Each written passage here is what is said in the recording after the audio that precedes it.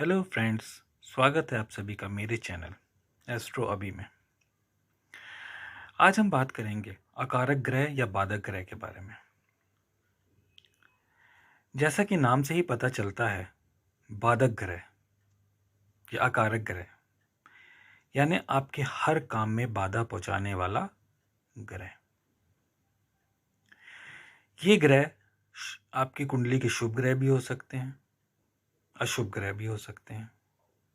यानी किसी कुंडली में गुरु और शुक्र जैसे शुभ ग्रह, बुध जैसे शुभ ग्रह भी अकारक की भूमिका निभा सकते हैं, और किसी कुंडली में शनि, राहु, सूर्य, मंगल जैसे क्रूर ग्रह अकारक ग्रह की भूमिका निभाते हैं। अब ये जो अकारक ग्रह होते हैं, जब इनकी आपकी कुंडली में आपके महादशा चलेगी या अंतरदशा चलेगी या प्रत्यांतर दशा चलेगी, तब आपको इसका इफेक्ट देखने को मिलेगा। उस समय होगा क्या? आपके लाइफ स्मूथ चल रही है, लेकिन अचानक आपके अकारक ग्रह की महादशा या अंतरदशा या मान लीजिए प्रत्यांतर दशा ही आ जाए, तो आपका बना बनाया काम वहीं रुक जाएगा। आपकी शादी की बात चल रही है, शादी की बात बीच में टूट जाएगी। आपको बीमारी हो सकती है, आपकी तबीयत खराब हो सकती है, आपकी सफलता में बाधा डाल सकती है।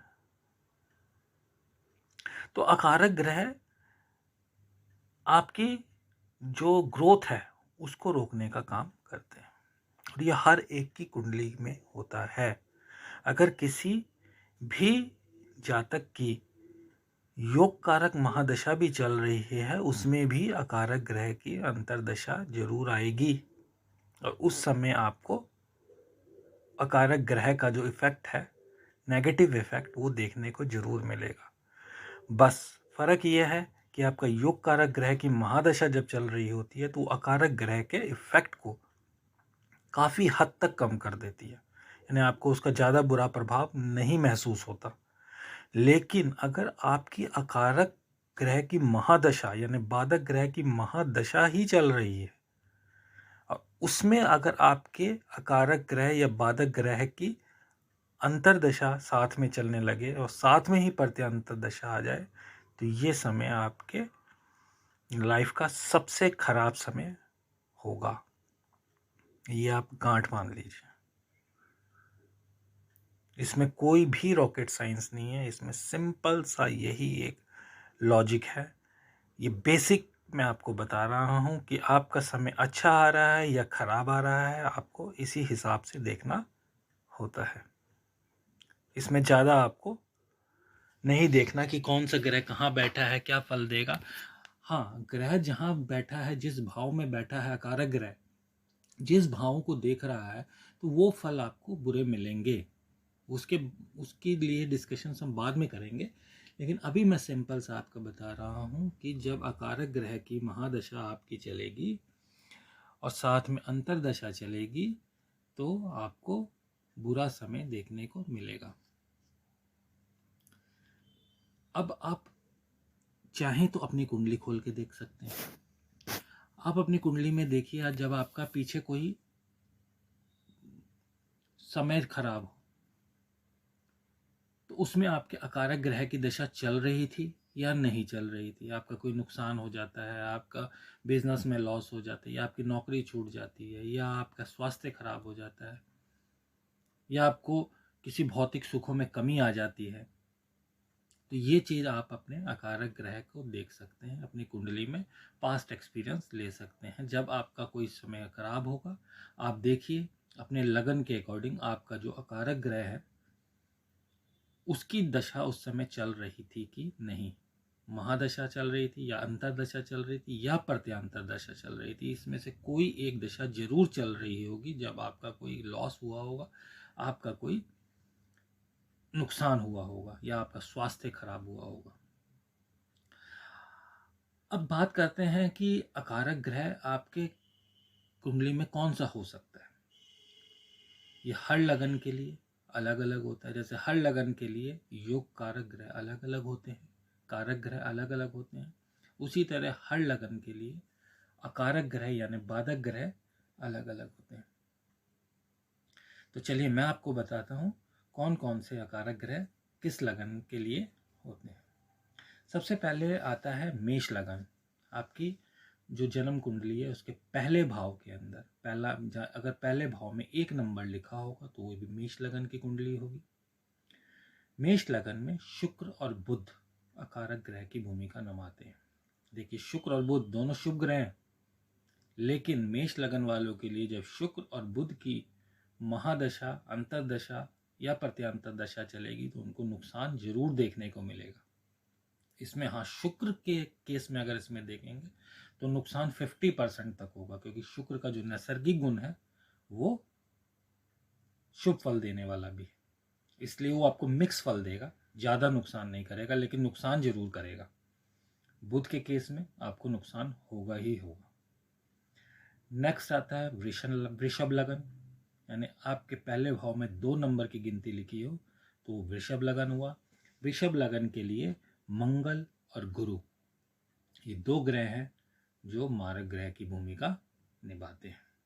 इधर भी मेष लगन की तरह रूल एप्लीकेबल होता है कि यदि गुरु की अंतरदशा या महादशा या प्रत्यांतर दशा चलेगी तो लॉस होगा, क्योंकि गुरु इस कुंडली वृषभ लगन के लिए बाधक ग्रह, अकारक ग्रह की भूमिका निभाता है, लेकिन उसका भी नैसर्गिक गुण शुभ फल देने वाला है, तो वो आपको 50% खराब रिजल्ट देगा, 50% अच्छा रिजल्ट देगा।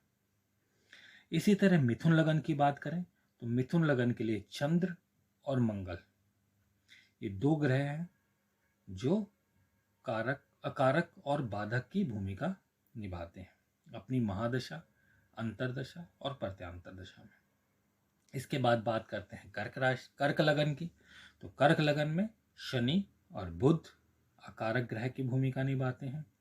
सिंह लगन की बात करें तो शनि बुध सिंह लगन के लिए भी खराब ग्रह की भूमिका निभाते हैं, लेकिन इस यहाँ पे बुध थोड़ा कम इफेक्ट देगा, क्योंकि वो सूर्य का मित्र है। देगा जरूर, खराब फल देगा, लेकिन थोड़ा बहुत बैलेंस में देगा। इसके बाद बात करते हैं कन्या लगन की। कन्या लगन के लिए बेसिकली मंगल ही सबसे ज्यादा बाधक ग्रह है। तुला लगन यानी 7 नंबर की गिनती, 7 नंबर की गिनती के अंदर मंगल और गुरु ये 2 ग्रह बाधक ग्रह और ये कारक ग्रह की भूमिका निभाते हैं। वृश्चिक लगन 8 नंबर की गिनती, शुक्र और बुध। ऐसे मेष लगन, वृश्चिक लगन किसका है? मंगल का है, मंगल इन दोनों लगनों का स्वामी है, तो शुक्र और बुध दोनों लगनों के लिए बाधक ग्रह की भूमिका निभाते हैं। इसके बाद आएगा धनु लगन। धनु लगन में शनि और शुक्र ये 2 ग्रह हैं जो बाधक ग्रह की भूमिका निभाते हैं। मकर लगन, नेक्स्ट आता है मकर लगन, 10 नंबर की गिनती। इसके लिए मंगल, चंद्रमा और गुरु ये 3 ग्रह यहाँ पे बाधक ग्रह की भूमिका निभाते हैं। इसके बाद आएगा कुंभ लगन। कुंभ लगन यानी 11 नंबर की गिनती, यानी गुरु, सूर्य और मंगल। कुंभ लगन वालों के लिए गुरु, सूर्य और मंगल 3 बाधक ग्रह हैं। और लास्ट में आता है मीन, 12 नंबर की राशि आपके पहले भाव में लिखी होगी। इसका जो बाधक अकारक ग्रह है शुक्र और शनि है। अब आप यहाँ देख ही रहे हैं कि अकारक ग्रह शुक्र, बुध, गुरु यानी जो ये शुभ ग्रहों की श्रेणी में आते हैं, ये भी अलग अलग लग्नों में अकारक ग्रह की भूमिका निभाते हैं। तो ऐसा नहीं है कि शुक्र ग्रह आपका अच्छा है, शुक्र ग्रह की महादशा चल रही है तो आपको अच्छा फल मिलेगा। मेष लगन वालों के लिए ये फल अच्छा नहीं होगा, वृश्चिक लगन वालों के लिए भी ये अच्छा नहीं होगा, धनु के लिए भी अच्छा नहीं होगा, मीन के लिए भी अच्छा नहीं होगा। मैंने सारे लग्नों के लिए बता दिया। अब आपको सिर्फ ये करना है, अपनी कुंडली देखनी है। कुंडली के अंदर आप पास्ट में जाइए, आपका जो समय अगर खराब होगा, अपने लगन को देखिए, अपने लगन के अकॉर्डिंग इन अकारक ग्रह को देखिए, इन बाधक ग्रह को देखिए, और देखिए जब आपका समय खराब आया था, कोई नुकसान आपको हुआ था, उस समय महादशा, अंतरदशा या प्रत्यंतर दशा, इन तीनों में से कोई ना कोई दशा आपके बाधक ग्रह की जरूर चल रही होगी। इवन की महादशा आपकी किसी योग कारक की ही क्यों ना चल रही हो, लेकिन नुकसान के समय आपको ये अकारक ग्रह जरूर आपकी कुंडली में नजर आएगा, ये मेरी गारंटी है। अब इसको देख के क्या होता है, इसको देख के होगा कि आपको आगे का कैसे होगा, आगे के समय का भी पता चलेगा कि आपका आगे का समय अच्छा आ रहा है या खराब। मैंने अपने पिछले वीडियो में बताया था आपको कि आगे का जो समय है, अगर योग कारक ग्रह की दशा आएगी तो वो अच्छी जाएगी, और बाधक ग्रह की दशा आएगी तो वो खराब जाएगी। तो बाधक ग्रह की अगर दशा खराब आपकी दिख रही है कि आपका आने वाले समय में बाधक ग्रह की अंतरदशा, महादशा या प्रत्यांतर दशा आने वाली है, तो आपको करना कुछ नहीं है, सिर्फ और सिर्फ आप सोमवार को शिव जी को जल चढ़ाइए, मंगलवार को हनुमान जी को बूंदी का प्रसाद चढ़ा दीजिए, बस। इससे ज़्यादा आपको कुछ नहीं करना है। भगवान की शरण में जाइए, आपका जीवन सुखमय होगा, आप खुशहाल जीवन व्यतीत करेंगे। आपको जो नुकसान होने वाला है वो 50% तक होगा। तो दोस्तों, आज के लिए इतना ही। यदि आपको मेरा वीडियो अच्छा लगा तो प्लीज़ मेरे चैनल को लाइक, शेयर और सब्सक्राइब करना ना भूलें। मिलते हैं अगले वीडियो में। धन्यवाद। जय श्री राम।